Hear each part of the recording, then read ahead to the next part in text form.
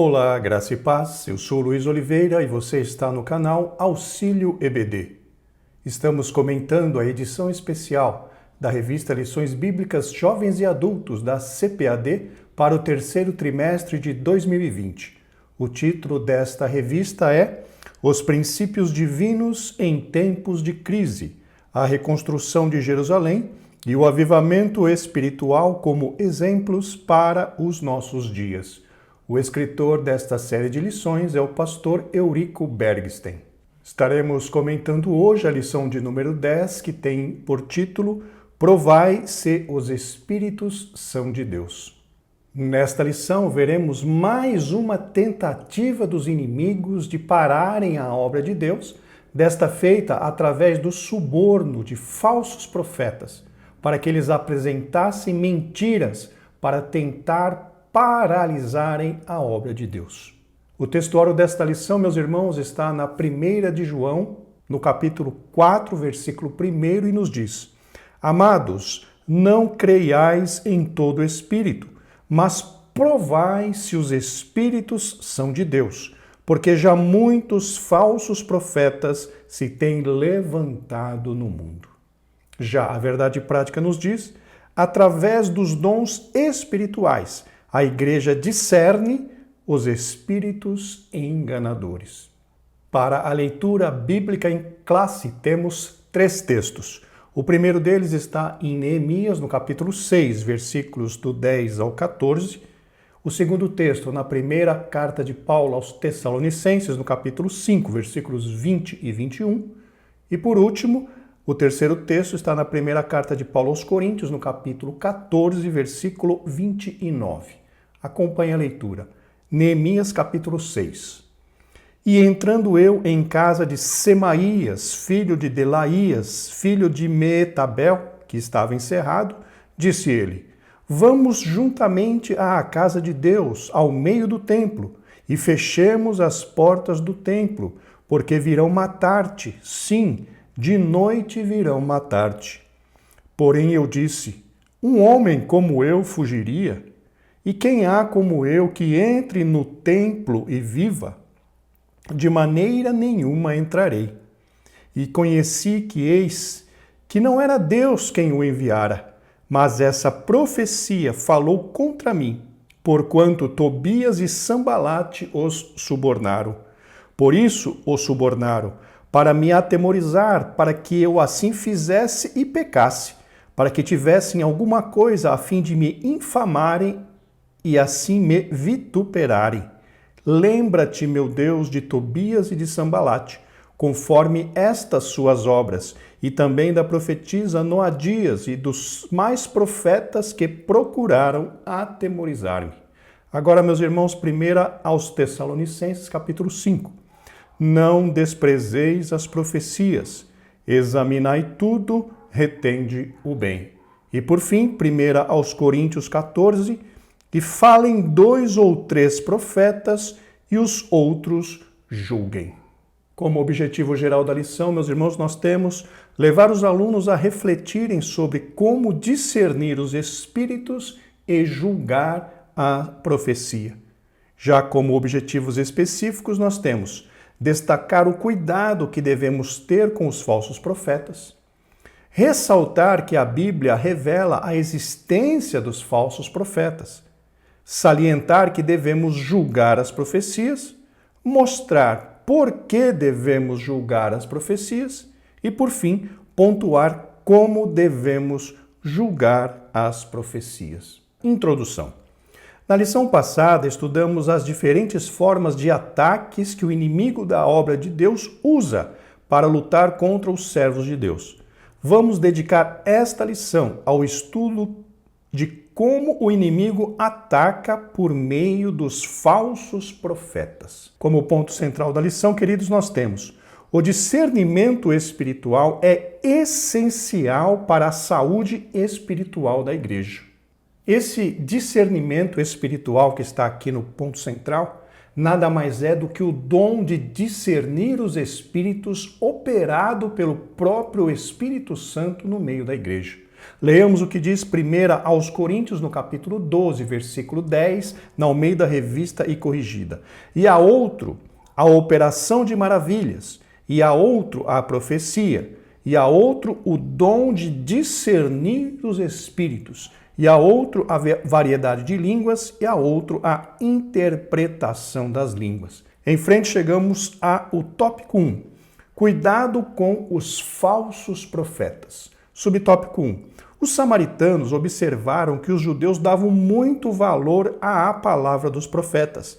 Lembravam-se dos profetas Ageu e Zacarias, os quais profetizaram com tanta graça que a construção do templo, que havia estado parada por 15 anos, recomeçou imediatamente e continuou até a inauguração da casa de Deus. Conforme nós estudamos, meus irmãos, na lição de número 5, os profetas Ageu e Zacarias foram instrumentos de Deus, usados para renovar as forças, para trazer um avivamento espiritual sobre a vida de Zorobabel e também de Jesua, ou Josué, para que a reconstrução do templo fosse retomada.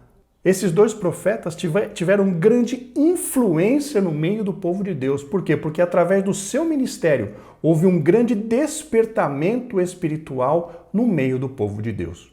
De volta ao texto. Por ocasião da construção do muro, a comunicação entre os judeus e samaritanos estava interrompida.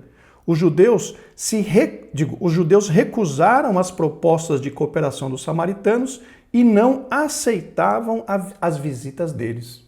A Bíblia nos diz, meus irmãos, que Neemias mencionou claramente que os samaritanos não tinham nenhum vínculo com a obra que os judeus estavam realizando em Jerusalém.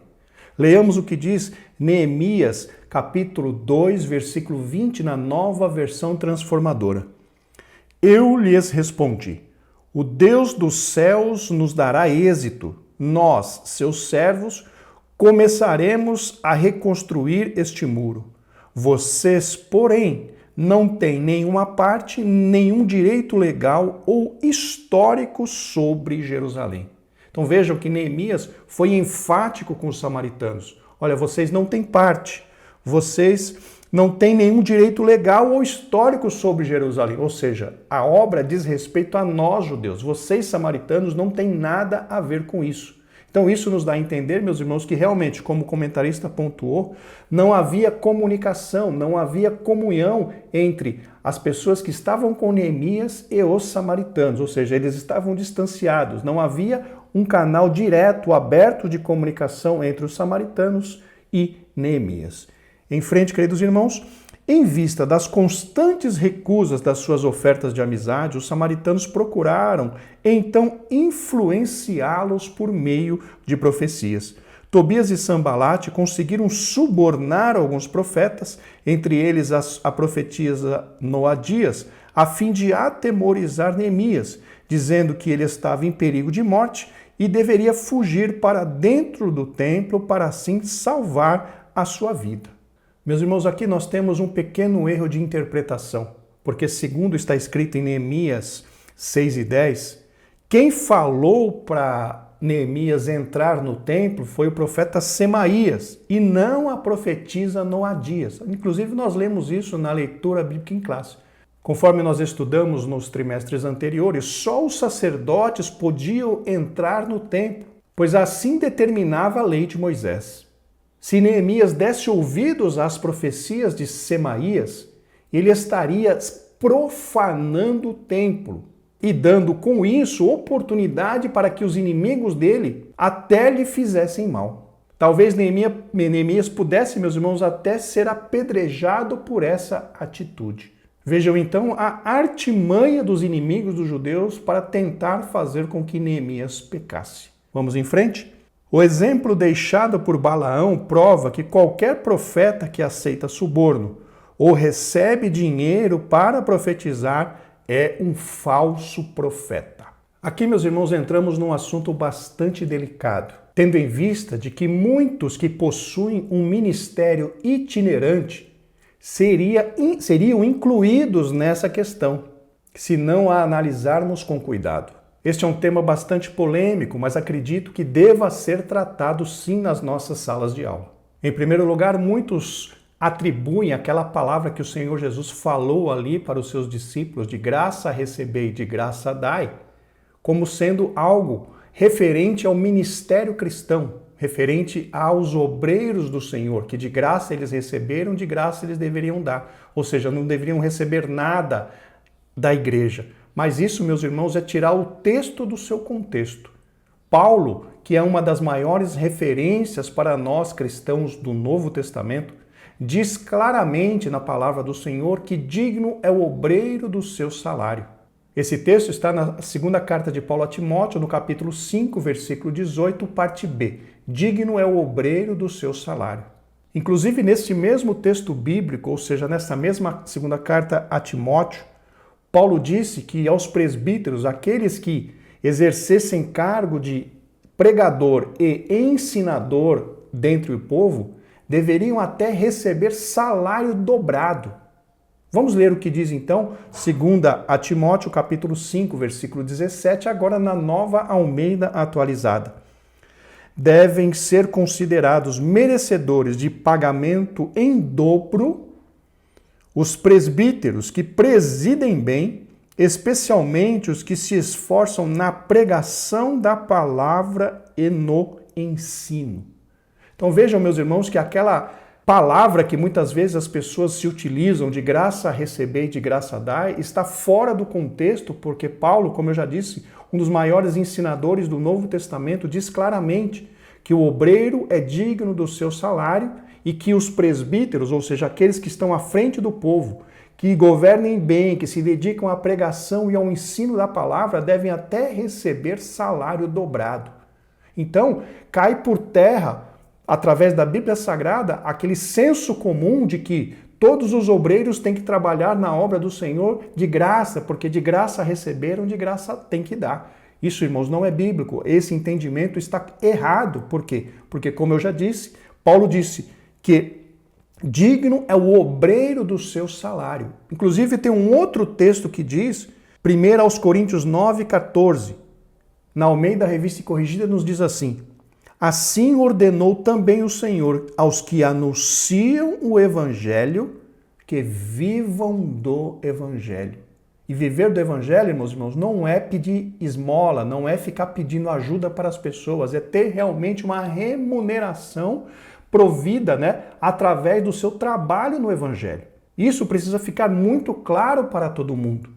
Ninguém que trabalha, que dedique a sua vida ao Evangelho, deve trabalhar de graça. Nós não podemos nos esconder atrás desse senso comum, de graça recebeis, de graça dai, ou seja, querendo que os obreiros trabalhem de graça. Não, precisamos, nós como igreja do Senhor, precisamos amparar os obreiros, precisamos amparar aqueles que estão tomando conta de nós com um salário digno. E Paulo ainda diz, olha, para aqueles que se destacam, para aqueles que exercem o ministério de forma maravilhosa na pregação e no ensino, tem até que ter salário dobrado. Então, meus irmãos, tiremos a nossa mente, nós que somos espirituais, nós que somos maduros, tiremos a nossa mente do senso comum e voltemos a nossa mente para o que a Bíblia Sagrada nos ensina. E vejam que esse ministério itinerante é um ministério que também é algo dado por Deus e que podem ser incluídos entre aqueles que devem ser sustentados pela igreja. Mas aqui eu não estou afirmando, percebam, eu não estou defendendo que os pregadores e cantores devam definir um valor. Eu só vou na sua igreja se você me der 1.000, 2.000, 5.000, 10.000, 15, 20 mil, como nós estamos vendo hoje. A igreja é que deve ter o bom senso em retribuir aquela pessoa que vai até a sua igreja para ministrar, para cantar, de acordo com o bom senso. Ou seja, deve ofertar para estas pessoas de acordo com o bom senso. E nós temos aí os dois extremos. Temos igrejas, por exemplo, eu não tenho ministério itinerante, não tinha tempo para isso, e não estou, irmãos, advogando em causa própria, porque eu saio muito pouco. Mas no que nós temos visto por aí é justamente isso, e vemos extremos. Igrejas que o obreiro sai, anda com o seu carro 100, 200, 300 quilômetros, e quando chegam na igreja, mal e mal o que recebe de oferta dá para cobrir os gastos. Isso, meus irmãos, é uma irresponsabilidade da igreja que convida. A igreja que convida alguém para ministrar, para cantar, precisa, no mínimo, cobrir as suas despesas de transporte e dar a essa pessoa uma oferta baseada no amor. Esse deveria ser o procedimento. Mas, como eu disse, hoje nós vemos extremos. Igrejas que dão 10, 12, 15 mil reais para aqueles que vão pregar e igrejas que quase não dão nada para aqueles que vão ensinar e pregar. Então nós temos aí dois extremos muito perigosos. Nós temos que estar onde? Nós temos que estar no equilíbrio. E pode se levantar uma questão, quanto então dar para um obreiro? Quanto dar? O bom senso, meus irmãos, tem que valer nessa questão. Inclusive eu gostaria de apresentar aos irmãos uma sugestão de leitura bastante interessante. Nesta revista aqui, ó, Obreiro Aprovado, não sei se dá para os irmãos verem. Essa revista é a revista Obreiro Aprovado, número 87. Tem um texto aqui bastante interessante do pastor Davi Batista de Matos. O título do artigo é Perfil dos dois profetas. Que parâmetro seguir? Duas escolhas e resultados diferentes. Mas qual é a correta?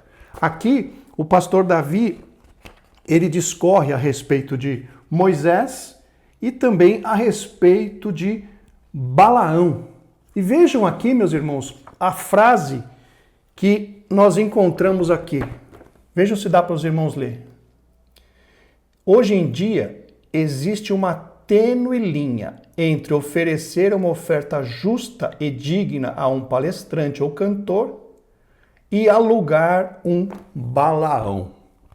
Então vejam, sugiro fortemente, infelizmente essa revista já deve estar esgotada nas livrarias, mas é um texto excelente, irmãos, para nós lermos e meditarmos. Eu não vou discorrer mais sobre ele, mas eu trouxe justamente essa questão para para dar para os irmãos uma recomendação para que fiquemos ligados, né, como diz a linguagem popular, pois nós temos que ser justos, meus irmãos.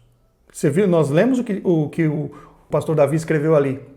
Existe uma linha tênue entre você retribuir, né, o trabalho de um profeta ou então alugar um Balaão.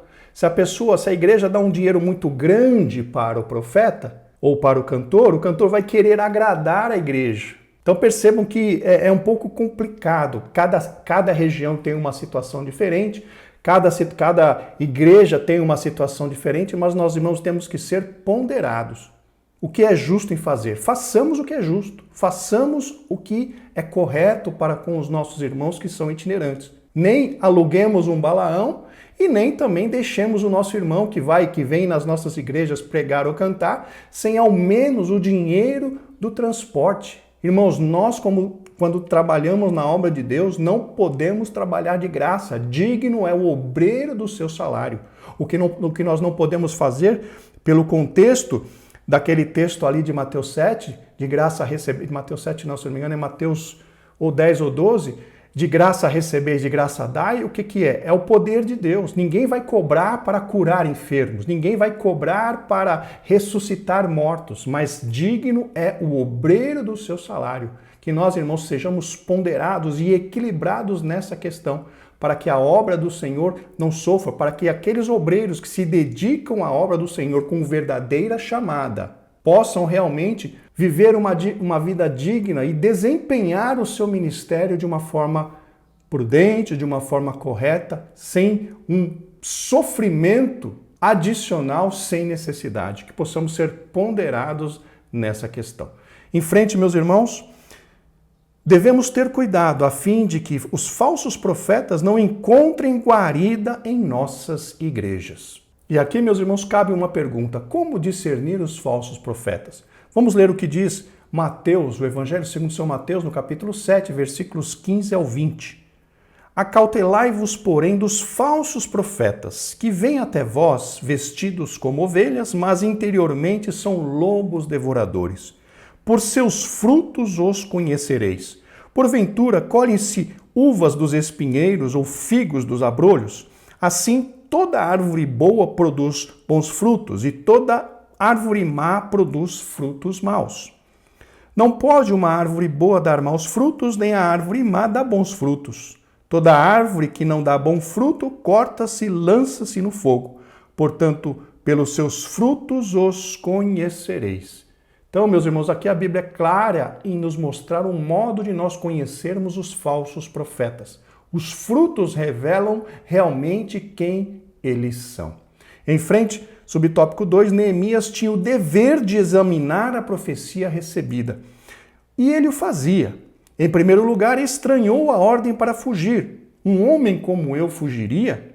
Além disso, ele observou que não tinha o direito de entrar no templo, uma vez que não era sacerdote. Exatamente como mencionamos, irmãos, agora há pouco. Neemias não tinha esse direito e se ele o fizesse, ele estaria correndo o risco de ser apedrejado, porque ele estaria profanando o templo. E essa foi a estratégia que os inimigos tentaram utilizar contra ele para fazê-lo pecar, mas ele estava ali analisando, examinando a profecia e pelo seu conhecimento da Bíblia, da lei de Moisés, ele venceu mais essa etapa, mais essa armadilha colocada diante dele pelos seus inimigos. De volta ao texto, compreendeu facilmente que tudo não passava de um ardil de Tobias e Sanbalate para atemorizá-lo e seduzi-lo a pecar. Assim, concluído o exame da profecia, Neemias pôde dizer: conheci que não era de Deus. Compreendamos então, meus irmãos, a grande necessidade que nós temos de conhecer a palavra de Deus. Osés, no capítulo 4, versículo 6, a parte A, na Almeida Revista e Corrigida, nos diz: o meu povo foi destruído porque lhe faltou o conhecimento. Quando nós, como Igreja do Senhor, não temos o conhecimento da Bíblia Sagrada, das Sagradas Escrituras, nós corremos um grande risco de sermos enganados, meus amados irmãos, pelos falsos profetas.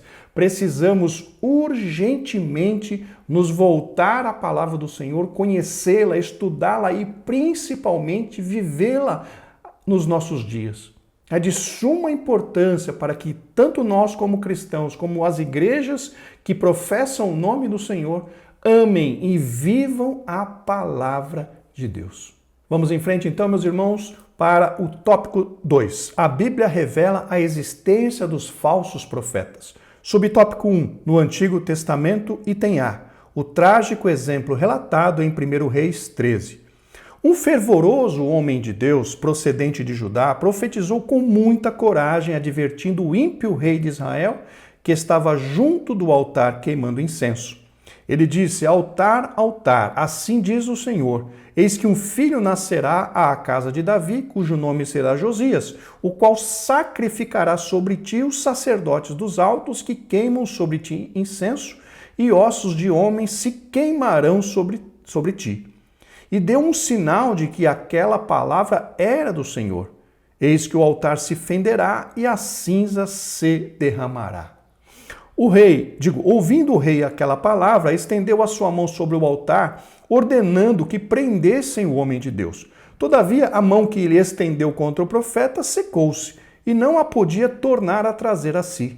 O altar se fendeu e a cinza se derramou, como o profeta havia dito. A pedido do rei, o profeta orou a Deus e a mão lhe foi restituída sã. A ordem de Deus para o profeta era que não comesse pão nem bebesse água naquele lugar e que não voltassem pelo mesmo caminho. Então, meus irmãos, percebam que aquele homem, aquele profeta, aquele homem de Deus que foi ali profetizar contra o altar que Jeroboão estava ali oferecendo o seu incenso, o seu sacrifício, aquela pessoa era realmente um homem de Deus. Deus havia falado e Deus havia provado que aquela palavra daquele homem era realmente uma palavra de Deus. E Deus havia dado a ele instruções claras, que não comesse, não bebesse e não retornasse daquele lugar pelo mesmo caminho. Continuando a leitura. Havia, porém, naquele lugar um velho profeta. Parênteses, aqui, meus irmãos, o comentarista diz velho profeta, mas na Almeida Revista e Corrigida diz um profeta velho. Um pouquinho diferente. Continuando, iniciando novamente a frase. Havia, porém, naquele lugar um profeta velho, cujo filho lhe contou o que fizera o profeta vindo de Judá. O profeta velho foi ao encontro do homem de Deus e convidou-o para comer pão. Ante a recusa do homem de Deus, o profeta velho argumentou que um anjo lhe havia falado, ordenando que convidasse o profeta de Judá a voltar para comer pão em sua casa. O homem de Deus não discerniu a mentira e aceitou o convite do profeta velho. E sucedeu que, quando ele estava comendo pão, Deus tomou o profeta velho em profecia e disse: visto que foste rebelde à boca do Senhor, antes voltaste e comeste pão, o teu cadáver não entrará no sepulcro de teus pais. Depois de ter comido pão, voltou, e no caminho um leão o matou, deixando-o prostrado na estrada. O profeta velho o recolheu e sepultou-o no seu sepulcro, chorando lágrimas, certamente de fingimento.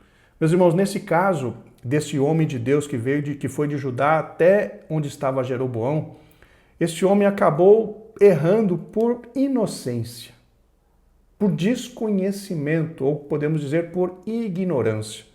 Aquele profeta velho que estava ali provavelmente foi usado por Deus em algum momento da vida e depois Deus não mais utilizava. A Bíblia não nos dá detalhes. E o que nós extraímos dessa lição? De que existia então falsos profetas, como foi o caso deste profeta velho, mas também existia profetas que eram homens de Deus. E por causa de uma ignorância ou por causa de uma inocência, o homem de Deus foi enganado pelo profeta velho. Isso nos mostra, meus irmãos, que quando nós recebemos uma ordem clara de Deus, se vier depois desta ordem clara uma outra ordem que contradiz a primeira, nós temos que consultar a Deus nós mesmos e não recebermos uma palavra por meio de terceiros. Este homem de Deus pecou porque acabou acreditando no profeta velho sem consultar a Deus que tinha falado com ele diretamente. Ele foi, no mínimo, inocente demais e essa inocência causou a sua morte porque ele desobedeceu uma ordem direta do Senhor. Que nós, meus irmãos, tenhamos cuidado com essas questões das profecias. Eu não sou incrédulo, eu acredito que Deus fala, eu acredito que Deus levanta profetas, mas nós temos que fazer o que a Bíblia nos diz, julgar a profecia. Será que essa profecia é de Deus? Esse homem de Deus não julgou a profecia e acabou morrendo como resultado da sua desobediência à palavra de Deus. Muito triste, mas algo muito real que todos nós temos que ter cuidado em relação a isso. Em frente, meus irmãos, item B, nos dias de Jeremias havia falsos profetas, os quais, com suas profecias, combatiam a palavra de Deus, combatiam a palavra que Deus havia enviado a Israel por meio de Jeremias. Esse texto apontado pelo comentarista de Jeremias 29 nos fala de dois falsos profetas, um tal de Acabe, filho de Colaías, e Zedequias, filho de Maazéias, que davam falsas esperanças ao povo de Judá através das suas falsas profecias. O juízo de Deus já havia sido determinado sobre aquele povo, só que muitos falsos profetas se levantaram para dar falsas esperanças ao povo, contradizendo as profecias de Jeremias. Mas Deus, meus irmãos, não se deixa escarnecer. Quando ele usa um profeta, aquela palavra, aquela profecia se cumpre, quer o homem queira, quer o homem não queira. Porque se foi Deus quem falou, Deus vai cumprir aquela palavra. Porque a Bíblia diz em Jeremias, no mesmo livro de Jeremias, que Deus vela pela sua palavra para a cumprir. Em frente então, item C.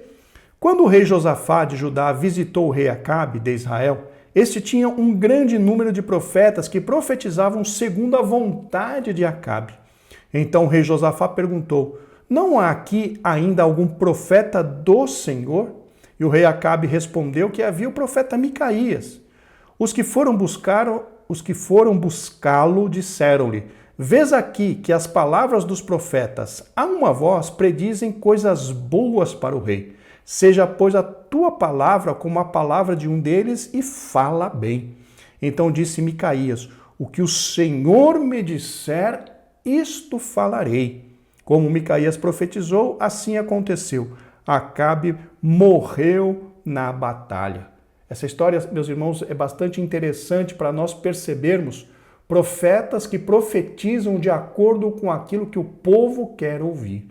E era exatamente isso que acontecia com Acabe. Acabe, influenciado pela sua esposa Jezabel, que era uma idólatra terrível, tinha em sua volta muitos profetas que profetizavam de acordo com o que Acabe queria ouvir. E quando o homem de Deus foi chamado, o profeta de Deus foi chamado, a palavra de juízo do Senhor veio sobre o rei Acabe. E o que aconteceu? Acabe morreu, como resultado do juízo, da justiça de Deus determinada sobre a vida dele. Conforme eu disse, meus irmãos, quando a profecia é de Deus, ela se cumpre, porque Deus vela por ela para a cumprir. Em frente, item D, ainda nos dias de Jeremias, falsos profetas conseguiram influenciar alguns dos sacerdotes a enganar o povo por meio deles. Desta maneira, o povo desviava-se dos caminhos de Deus e recusava-se a ouvir as verdadeiras anunciadas por Jeremias.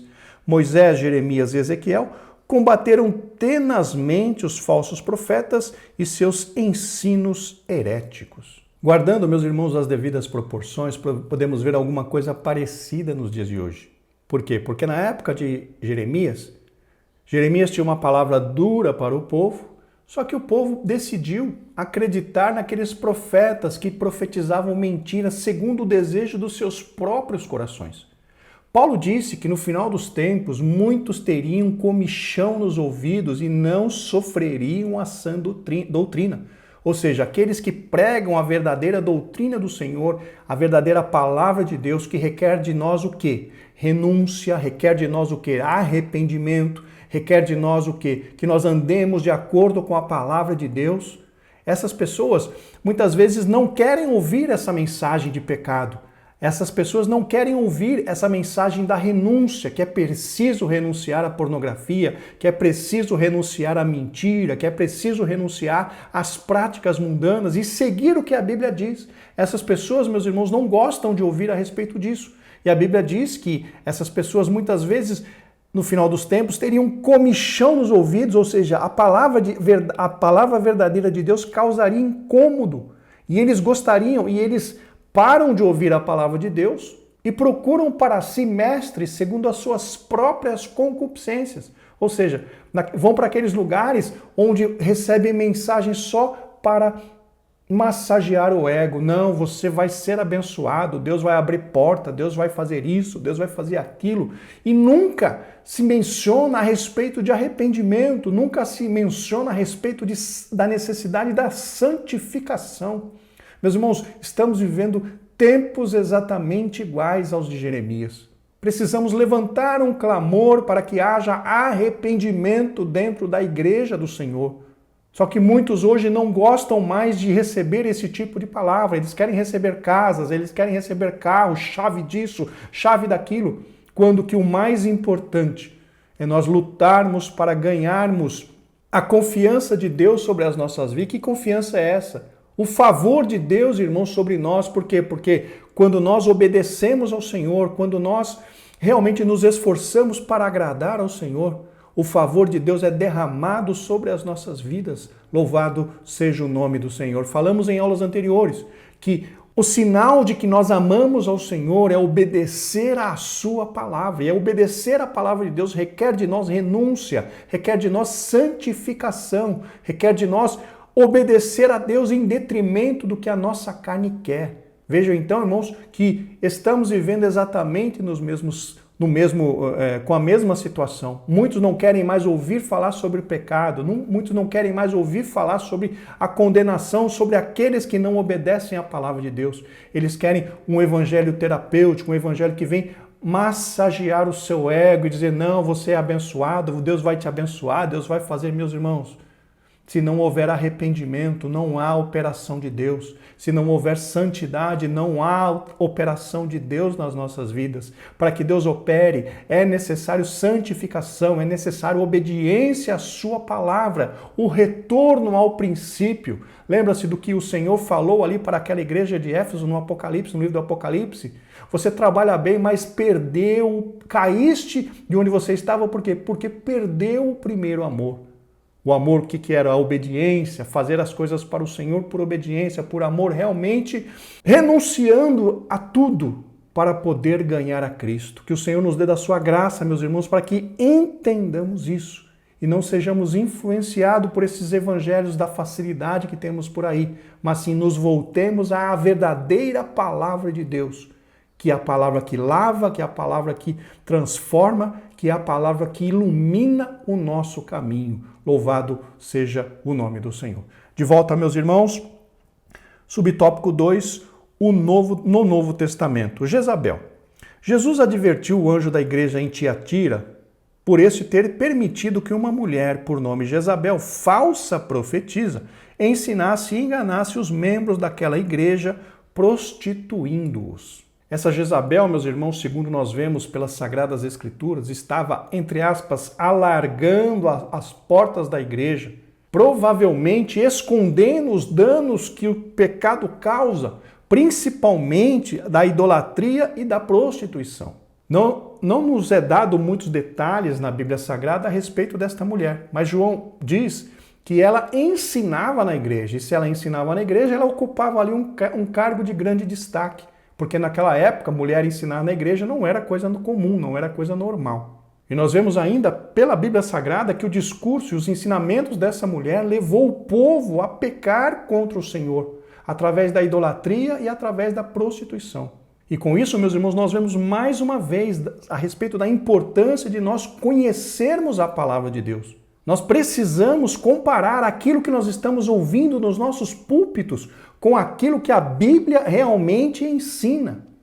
Não podemos ser ovelhas cegas não estou aqui querendo, por favor, entendam isso, não estou aqui querendo menosprezar ou desprezar o ministério dos nossos pastores de forma alguma, mas a Bíblia nos diz que nós temos por obrigação olhar, conferir na Bíblia Sagrada tudo aquilo que os nossos líderes nos ensinam, tudo aquilo que recebemos como pregação.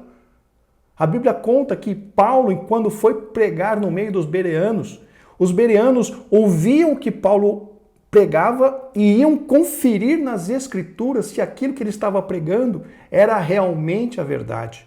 Então, meus irmãos, esta é a nossa obrigação como servos de Deus.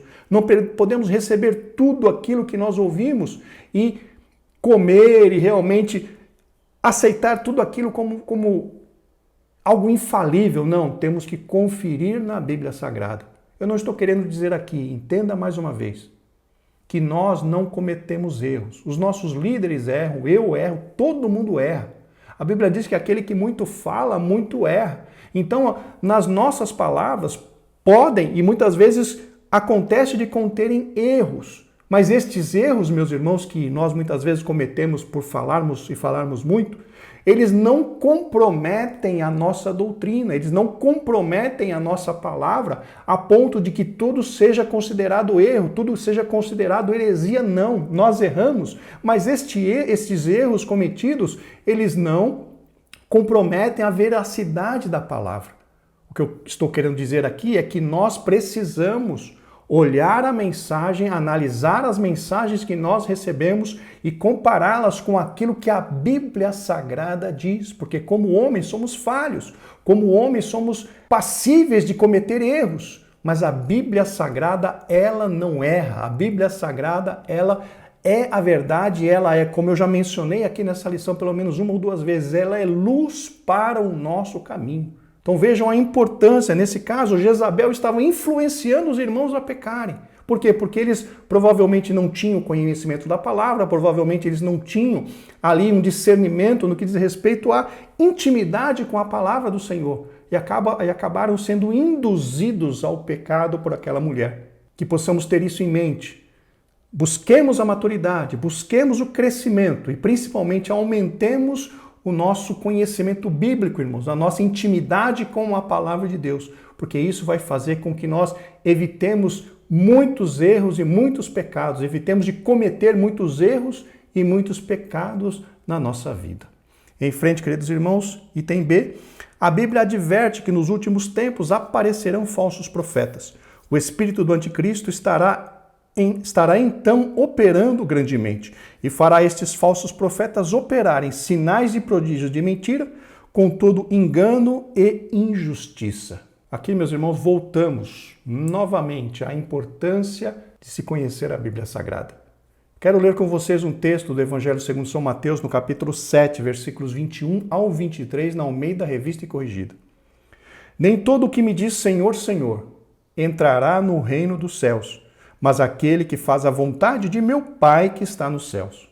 Muitos me dirão naquele dia, Senhor, Senhor, não profetizamos nós em teu nome?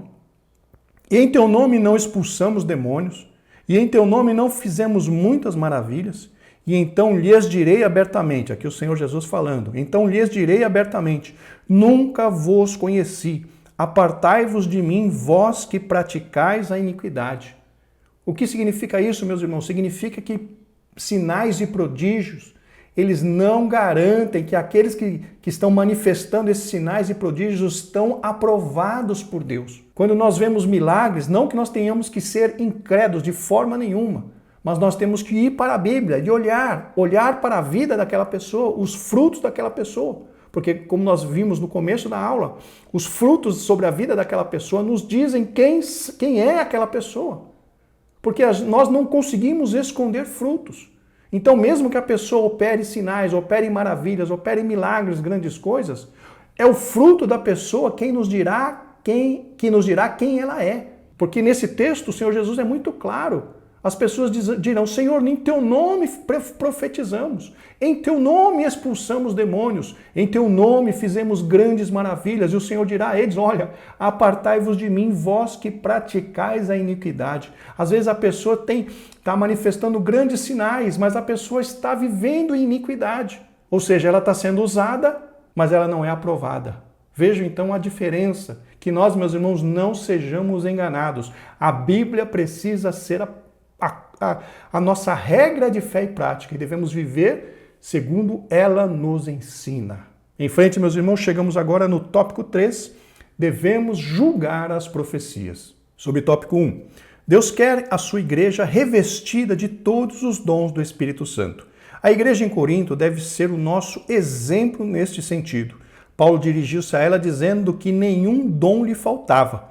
O conselho bíblico para nós é seguir o amor e procurai com zelo os dons espirituais, principalmente o de profetizar. Conforme nós podemos ver, meus irmãos, pela Bíblia Sagrada, através das palavras de Paulo, a profecia é um dos dons mais importantes para a igreja, exatamente como o comentarista pontuou. Porém, como já estamos mencionando desde o início, é muito importante que a igreja não seja enganada pelos falsos profetas.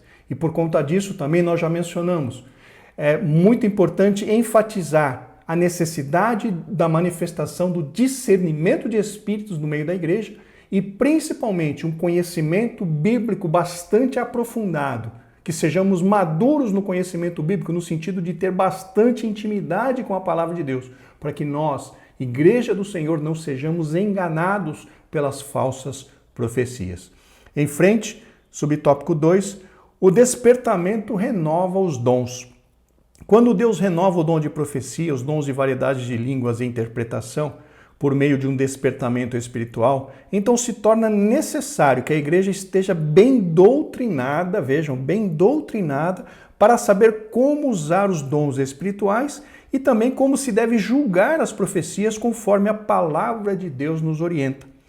Nenhuma mensagem tida como profética está isenta de exame por parte da igreja, como já estamos falando desde o início. Conforme o ensino do apóstolo Paulo, na referência supracitada, temos o direito e o dever de julgar as profecias para ver se elas estão de acordo com as Escrituras. Se não estiverem, serão consideradas anátema, ou seja, malditas, pois têm o objetivo de conduzir o povo de Deus ao erro. Fujamos das falsas profecias e dos falsos profetas. Paulo nos diz, meus irmãos, na sua primeira carta aos Coríntios, no capítulo 14, versículo 3, ele nos fala, mas o que profetiza fala aos homens para edificação, exortação e consolação. Percebam então que a profecia tem objetivos claros e ninguém pode se utilizar da profecia para se autopromover. E outro ponto importante, meus irmãos, a ser mencionado é que ninguém tem o dom da profecia. O dom da profecia é algo que o Espírito Santo opera na vida dos crentes batizados, no Espírito Santo, para trazer benefícios para a noiva do Cordeiro. Então, se você é usado através do dom de profecia, deixa o Espírito Santo te usar. Deixa que o Espírito Santo manifeste a glória de Deus na igreja usando a sua vida. Mas seja um vaso abençoado, seja um vaso preparado, se santifique, se prepare para ser usado pelo Espírito Santo. Por quê? Porque se não tiver vaso preparado para ser usado pelo Espírito Santo, se houver uma necessidade, o Espírito Santo vai vai usar aquele que der lugar para ele. Não levando em consideração se aquele vaso está preparado ou não. Vocês podem se lembrar que agora há pouco nós falamos a respeito do profeta velho. O profeta velho mentiu para o homem de Deus, fazendo com que ele retornasse para casa, para a cidade, fosse lá comer esse pão e bebesse e tudo mais, contrariamente à palavra de Deus. E no momento de Deus repreender o homem de Deus, Deus usou o próprio profeta velho em profecia, meus irmãos. Então nós vemos que Deus usa a quem Ele quer, mas ser usado por Deus não significa estar aprovado por Deus. Nós precisamos buscar não apenas ser usados, mas estarmos aprovados diante de Deus. Então, meu irmão, minha irmã, se você tem na sua vida a manifestação do dom de profecia através do Espírito Santo, se santifique, se coloque na posição de ser um vaso de honra para ser usado pelo Senhor Deus Todo-Poderoso. Que Deus, meus irmãos, nos dê da sua graça, porque o Senhor quer usar, mas muitas vezes nós não damos lugar ao Espírito Santo. E em frente então, queridos irmãos, chegamos agora no tópico de número 4, por que devemos julgar as profecias? Subtópico 1, porque a palavra de Deus nos manda julgá-las. Depois os irmãos leem essas referências de 1 aos Tessalonicenses, capítulo 5, versículos 19 e 21, e depois aquela de 1 aos Coríntios, 14 e 29. Nós somos obrigados pela Bíblia, através da Bíblia Sagrada, a julgar as profecias. É um mandamento. Profetizem 2 ou 3 e os outros julguem, disse Paulo. Subtópico 2, porque os que profetizam são sujeitos a falhas. Mesmo que a mensagem venha de Deus, pode acontecer que um instrumento esteja sem o fruto do Espírito na sua vida e a transmissão da mensagem seja prejudicada por esta causa. Essa questão aqui que o comentarista pontua, meus irmãos, é a pessoa receber a mensagem do Senhor e fazer inclusões, ou seja, acrescentar ou tirar algo desta mensagem que recebeu do Senhor. A Bíblia diz que o espírito do profeta é sujeito ao profeta. E quando muitas vezes alguém recebe uma mensagem através do Espírito Santo, essa pessoa pode acrescentar coisas nessa mensagem que o Espírito Santo não disse. Inclusive tem um texto bastante claro e importante que nós precisamos ler, que é em Apocalipse, no capítulo 22, versículos 18 e 19. Vamos ler na Almeida Revista e Corrigida. Porque eu testifico a todo aquele que ouvir as palavras da profecia deste livro que, se alguém lhes acrescentar alguma coisa, Deus fará vir sobre ele as pragas que estão escritas neste livro. E se alguém tirar quaisquer palavras do livro dessa profecia, Deus tirará a sua parte da árvore da vida e da cidade santa que estão escritas neste livro. Esses versículos aqui de Apocalipse 22 falam a respeito de alguém tirar ou acrescentar palavras no que diz respeito ao livro do Apocalipse, que é uma profecia. Mas nós podemos também estender isso para as outras profecias. Muitas vezes o Espírito Santo dá à pessoa uma palavra profética e a pessoa fala a palavra profética e depois acrescenta mais alguma coisa para tentar, entre aspas, completar a profecia. E isso, irmãos, é adulterar a profecia de Deus. E isso pode comprometer grandemente aqueles que o ouvem. Por isso que ouvem aquela profecia. Por isso que é muito importante nós julgarmos. E também muito importante termos manifesto no meio da igreja o dom espiritual de discernimento do Espírito. Porque quando o Espírito Santo se manifesta através desse dom de discernir os Espíritos, o Espírito Santo vai mostrar para alguém que parte daquela mensagem é de Deus e parte daquela mensagem vem do coração do profeta. Ou seja, algo que compromete a veracidade da profecia. Então que nós fiquemos bastante atentos a esse tipo de coisa, porque realmente é possível tirar a profecia, tirar da profecia ou então acrescentar. E o acrescentar, meus irmãos, é ainda algo pior do que se nós omitirmos alguma coisa. Tudo bem, é claro no meio dos irmãos que se o Espírito Santo quer usar alguém em profecia, aquela pessoa não é obediente à inspiração do Espírito Santo, em um momento ou outro o Espírito Santo vai cobrar dela. porque aquela pessoa foi colocada como um atalaia, ou seja, porta-voz daquilo que o Espírito Santo quer mencionar. Se a pessoa se recusa a fazer a vontade de Deus, tem um preço a ser pago nessa questão. Mas que Deus, irmãos, nos dê da sua graça para que com sabedoria e discernimento possamos lidar com os dons espirituais da forma correta, da forma como a Bíblia Sagrada nos instrui. Em frente, meus irmãos, subtópico 3, porque pode haver conhecimento prévio dos fatos. Quando o que profetiza conhece os problemas da pessoa para quem está profetizando, pode haver o perigo de que a opinião pessoal venha a influenciar o conteúdo da mensagem. A Bíblia diz: que tem a palha com o trigo? A mensagem pode ser um produto da opinião daquele que profetiza. Temos na Bíblia um exemplo quando o profeta Natan entregou por conta própria uma mensagem profética ao rei Davi, porém mandou que ele corrigisse a palavra dada. Aqui, meus irmãos, como o comentarista pontuou, existe esse outro problema de o profeta se deixar influenciar por um conhecimento prévio, ou seja, ele já conhece o problema, ele já conhece a necessidade da pessoa e muitas vezes se deixa levar pela sua emoção ou pela sua própria carne para levar uma mensagem, abre aspas, proféticas para aquela pessoa, sendo que Deus não mandou. Aqui eu gostaria de fazer um parêntese muito rapidinho para se tocar num ponto bastante importante. Principalmente nas igrejas neopentecostais, existe um costume da pessoa falar em cima para outra pessoa: eis que profetizo sobre a tua vida, eu vou profetizar para esta igreja, eu vou profetizar sobre a sua vida. Meus irmãos, entendamos que profeta é aquele que se coloca no lugar de Deus para transmitir a palavra que Deus está mandando. Então é muito perigoso, e eu considero até errado essa questão de nós falarmos para a vida sobre a vida de uma pessoa, dizer eu estou profetizando sobre a sua vida, quando não é Deus que está mandando. E isso nós vemos muito nas igrejas neopentecostais. Não, eu estou profetizando sobre a sua vida e muitas vezes nem é Deus, é algo que está no coração daquela pessoa.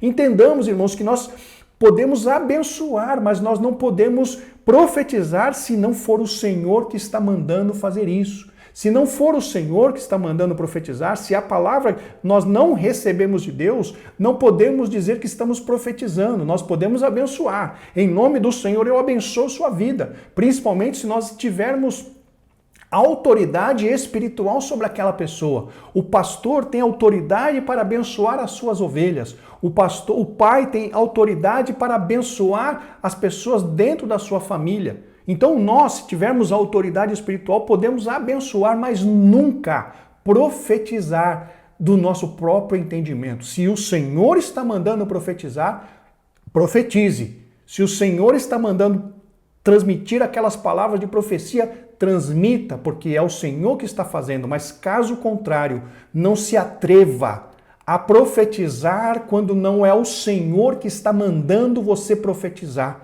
Você está mexendo no sagrado, você está dizendo que é Deus, mas na realidade é algo do teu coração. Não faça isso, porque Deus cobrará grandemente da sua vida. Só profetize se você tiver certeza que é o Senhor que está mandando. Caso contrário, não faça isso, porque você estará trazendo cobrança do Senhor sobre a sua vida. Abençoar é nossa obrigação, mas profetizar apenas se Deus realmente nos mandar fazer isso. Que isso, irmãos, fique muito claro para cada um de nós. Em frente, queridos irmãos, subtópico 4, existe a possibilidade de que o profeta, ao anunciar a mensagem profética, esteja sendo influenciado por um espírito maligno, disseminador de mentiras. Lemos sobre isso em 1 Reis 22, 7, 8, 19, depois do 21 ao 23. Meus irmãos, a Bíblia diz que Satanás é o pai da mentira. E sendo ele o pai da mentira, ele pode usar alguns dos seus servos para trazer para algumas pessoas profecias, entre aspas, mentirosas, que trazem engano e trazem confusão. E é importante nós notarmos, meus irmãos, que os servos de Satanás também profetizam.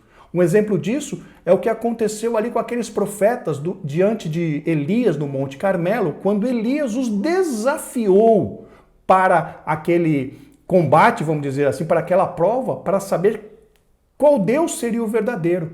A Bíblia diz ali em 1 Reis, no capítulo 18, versículo 29, vamos ler na Almeida Revista e Corrigida.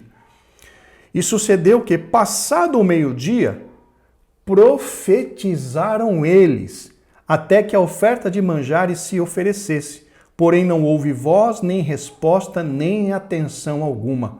Esses profetizaram eles, irmãos, eram os profetas de Baal e os profetas de Azerá. 850 profetas. E a Bíblia diz aqui, nos deixa claro que eles profetizaram. Eu não sei se foram todos os 850, se foram 300, 400, mas mais do que um profetizou. E que profecia era essa que os profetas de Baal fizeram? Foram com certeza profecias influenciadas pelo inferno. Ou seja, isso nos prova que os servos de Satanás também profetizam, também têm profecias, mas essas profecias não vêm do Deus Todo-Poderoso. Então, meus irmãos, tenhamos cuidado, tenhamos discernimento, para que nós não sejamos enganados pelo inimigo das nossas almas. Em frente, queridos irmãos, último tópico, tópico 5, como devemos julgar as profecias? Subtópico 1. Primeiro, examinando as Escrituras.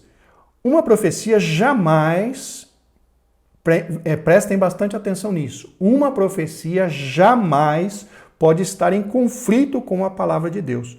A palavra de Deus é o prumo. A palavra de Deus é perfeita. Uma mensagem que estiver em desacordo com a palavra de Deus, seja ela transmitida por quem for, até por um anjo do céu, está reprovada e deve ser rejeitada, pois é anátema, ou seja, maldita. Aqui, meus irmãos, eu gostaria de trazer para vocês uma dica que eu achei bastante interessante do pastor Eliezer de Lira e Silva, que nos traz vamos dizer assim, uma receitinha de bolo a respeito de como julgar as profecias. Ele diz aqui, ele usa, o critério das 4 peneiras. A primeira peneira, ele diz que é o modo como a profecia é expressa. Ou seja, essa profecia, ela foi transmitida através, você consegue perceber que o profeta tem domínio próprio? Ou seja, essa profecia está vindo para glorificar ao Senhor? Essa profecia está vindo para realmente exaltar ao nome do Senhor? Está vindo, enfim, como que essa profecia está sendo transmitida? Essa é a primeira peneira. A segunda peneira, o propósito da profecia. Essa profecia veio exortar, ela veio consolar, ela veio edificar. A terceira peneira, o conteúdo da profecia, que é justamente um desdobramento da segunda peneira, que é o exortar, edificar e consolar. Aqui ele diz, verificando se o conteúdo da profecia profética, da mensagem profética está o quê? Ensinando, está redarguindo, está corrigindo, está instruindo em justiça. A quarta peneira, o cumprimento da profecia. Se a profecia se cumprir, existe uma grande chance de ter sido Deus quem falou. Essa lista está numa das lições bíblicas que tem lá no nosso site Estudantes da Bíblia. Eu vou deixar o link para ela aqui na descrição do vídeo para os irmãos acessarem. Se os irmãos baixarem as nossas notas de aula, no rodapé aqui tem o endereço, tem o link para os irmãos clicarem e irem até ela para poder ver essa lição. Em frente, meus irmãos, subtópico 2, através do dom de discernimento de espíritos. A Bíblia diz que o que é espiritual discerne bem tudo. Devemos buscar incansavelmente receber de Deus este dom, conforme nós já mencionamos, meus irmãos. 2 coisas: conhecimento da palavra e a manifestação do discernimento do Espírito através do Espírito Santo de Deus.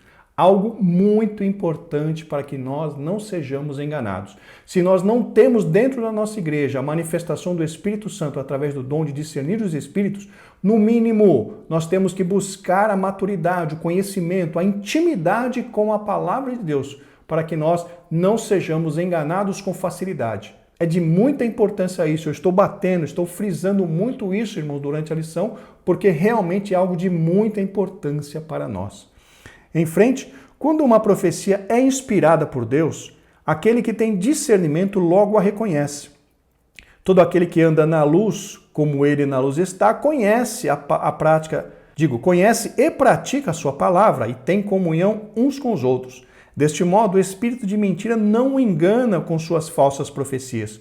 O crente o crente que é uma ovelha do Senhor, conhece a voz do seu pastor. A noiva conhece a voz do seu amado. Meus irmãos, aqui é verdade isso que o comentarista está pontuando, que realmente a igreja conhece a voz do seu Senhor, mas é muito importante, ouçam-me, é muito importante que nós não baseemos a nossa decisão apenas no nosso sentimento. Mais uma vez eu volto a mencionar a respeito da palavra de Deus. Nenhuma experiência cristã pode estar acima em importância da palavra de Deus. Nenhuma experiência que nós temos, experiência espiritual, isso ou aquilo, pode estar acima da palavra. A palavra é o que dá aferição, a palavra é o que temos de mais importante nas nossas vidas. Nenhuma experiência pode estar acima da palavra. Eu concordo com o comentarista quando ele diz aqui que nós conhecemos a voz do Senhor, mas nós não podemos basear a nossa vida apenas na nossa experiência, apenas naquilo que nós experimentamos. A base da nossa vida precisa ser a palavra de Deus. É ela que é luz, é ela que nos encaminha, é ela que nos purifica, é ela que é a nossa única regra de fé e prática. Em frente, meus irmãos, subtópico 3, a profecia se conhece pelo seu sabor. Também o sotaque de quem fala faz com que o filho da terra conheça quando um estrangeiro fala. Compare o cibolete com o chibolete. É um texto que está lá em Juízes, no capítulo 12, versículo 6. Finalmente, os que são perfeitos têm, em razão de costume, os sentidos exercitados para discernir tanto o bem como o mal. Mais uma vez, meus irmãos, nós precisamos voltar-nos para a palavra do Senhor. Essa questão aqui do cibolete e chibolete foi justamente algo que aconteceu ali em relação aos efraimitas e os outros israelitas. Por quê? Porque eles entraram em guerra, porque os efraimitas, os israelitas da tribo de Efraim eram muito cabeça dura, como podemos dizer. E eles entraram em guerra com os outros israelitas tão somente por causa de um capricho e acabaram perdendo a guerra. E os seus inimigos, os inimigos dos efraimitas, os outros israelitas que estavam em guerra com eles, discerniam quem era efraimita justamente por falar essa palavra cibolete e chibolete. O efraimita tinha um sotaque que ele não conseguia falar a palavra de uma outra forma. Então, por conta disso, eles foram conhecidos. O comentarista aqui quer fazer uma ilustração a respeito de nós conhecermos a voz do Senhor, inclusive pelo sotaque de quem nos fala a palavra. Aqui, mais uma vez, entra em cena, né, a questão da experiência. Mas, mais uma vez, eu digo aos irmãos, meus irmãos, é a palavra de Deus que tem que ser regra, não é a minha experiência. A experiência pode ajudar, pode corroborar alguma coisa que a Bíblia já fala. Nunca uma experiência pode ser mais importante do que a Bíblia. Se eu tiver uma experiência que contradiz o que diz a Bíblia, essa experiência é no mínimo estranha. E nós não podemos nos basear em experiência. Nós temos que ter a nossa vida baseada na palavra de Deus, porque é isso que nos dá a vitória. Seguindo em frente, meus irmãos, chegamos agora à conclusão. Foi uma aula bastante extensa, acredito que bastante proveitosa, mas vamos ver o que temos aqui na conclusão. Primeiro, quando as profecias são provadas, o conceito e a consideração dos dons espirituais são conservados. Deste modo, a sã doutrina é preservada de qualquer influência e erros humanos. E o Espírito Santo tem liberdade de usar seus servos conforme a sua soberana vontade. Então, meus irmãos, aqui mais uma vez está enfatizado a importância de nós provarmos as profecias. Temos que provar. Recebeu uma profecia, prove.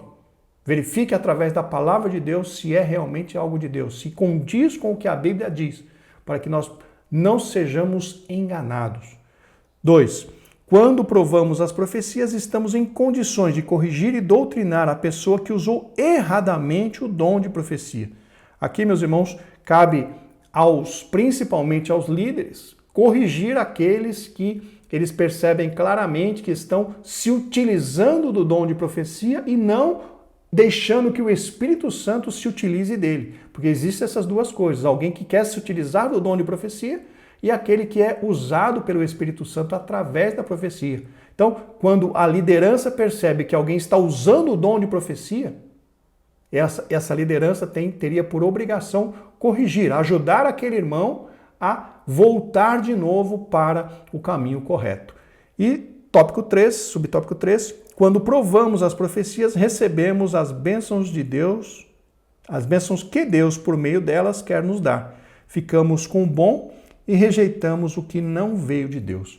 É verdade, meus irmãos, quando nós recebemos uma palavra de Deus, isso muito nos alegra. Por quê? Porque nós vemos que Deus se importa conosco, falando através de uma profecia aberta e clara. Mas é importante nós enfatizarmos aqui no final desta lição: não corramos atrás de profecias, não corramos atrás de profetas.